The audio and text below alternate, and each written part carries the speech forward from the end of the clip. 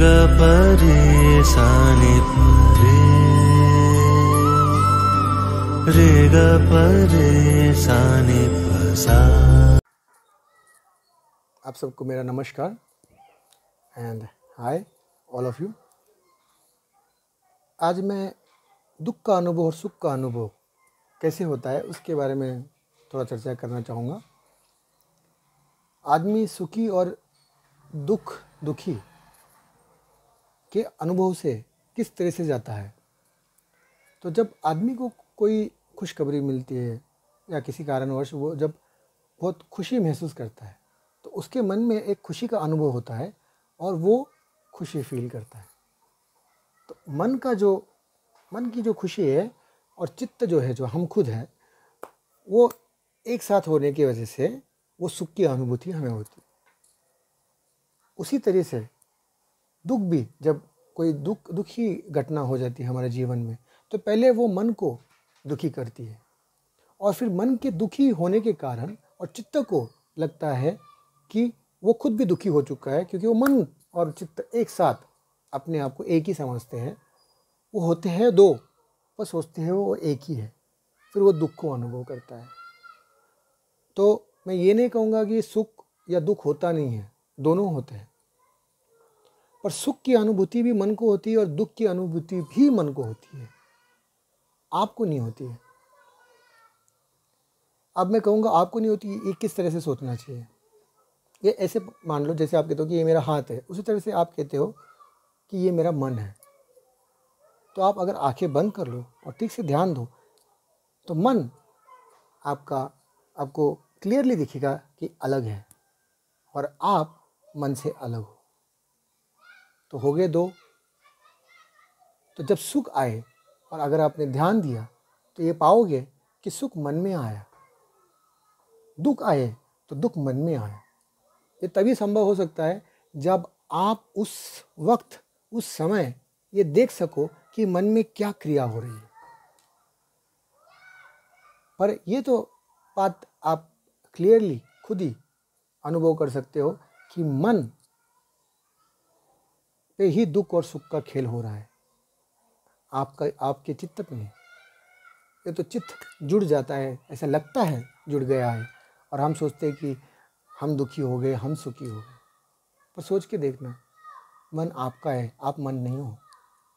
ये सब मन का जंजाल है और बहुत ही कठिन है। मैं ये नहीं कहूँगा कि ये आसानी से मन को देखने से आपको दुख से आप उभर जाओगे या सुखी हमेशा रहोगे, पर हाँ, आपका जीवन ज़रूर सार्थक होगा। इसमें थोड़ी और अगर आगे मैं बात कहूँ तो ये मन जो कर रहा है और दुख जो मन में हो रहा है और जो देखने वाला जो है मन को, इस क्रिया को, कि मन में क्या क्या चल रहा है, ये दोनों घटनाओं को देखने वाला जो है, एक पीछे और एक दृष्टा होता है, जिसके कारण आपको मालूम होता है कि मन को आप देख रहे हो, मन में क्या घटनाएं हो रही है ये आप देख रहे हो। ये देखने वाला भी कोई है एक पीछे, और वो पीछे जो एक है उसे भी समझने के लिए जो है वो एक सिर्फ सन्नाटा है, वो एक सिर्फ साइलेंस है, और वो एंडलेस साइलेंस है और वो एंडलेस खुशी है। उसी को हम कहते हैं ईश्वर, उसी को हम परमात्मा कहते हैं, हम उसी को सत्य चित्त आनंद कहते हैं।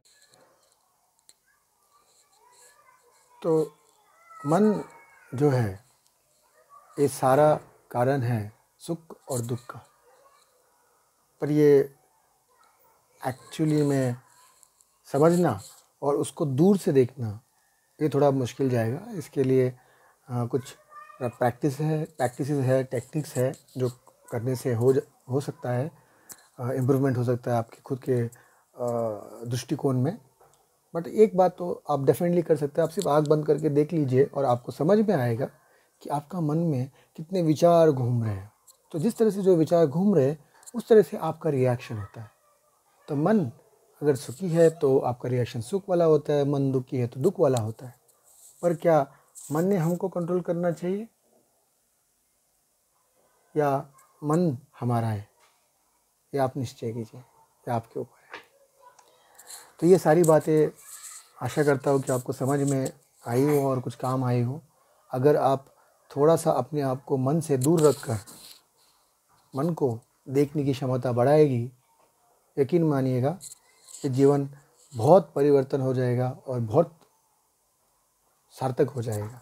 बस इतनी सी भी अगर बात समझ में आ गई कि मन और हम अलग हैं, पृथक है, वो हिस्सा है पर हम मन नहीं है, ये देखने की अगर क्षमता आप में आ गई, सुख दुख ये सब जीवन में जो आएंगे उसको, उस सिचुएशंस को डील करने में काफ़ी क्लैरिटी और डिसीजन होगा। और रही बात वो एंडलेस एम्प्टीनेस की, वो तो बहुत लंबा विषय है, वो कभी कहीं और समय में करूँगा। आशा करता हूँ कि आपको ये बातें पसंद आई। यूट्यूब चैनल को प्लीज़ सब्सक्राइब कीजिएगा, बेल आइकन को क्लिक कीजिएगा so that you are updated with the videos. और अभी के लिए इतना ही। नमस्ते।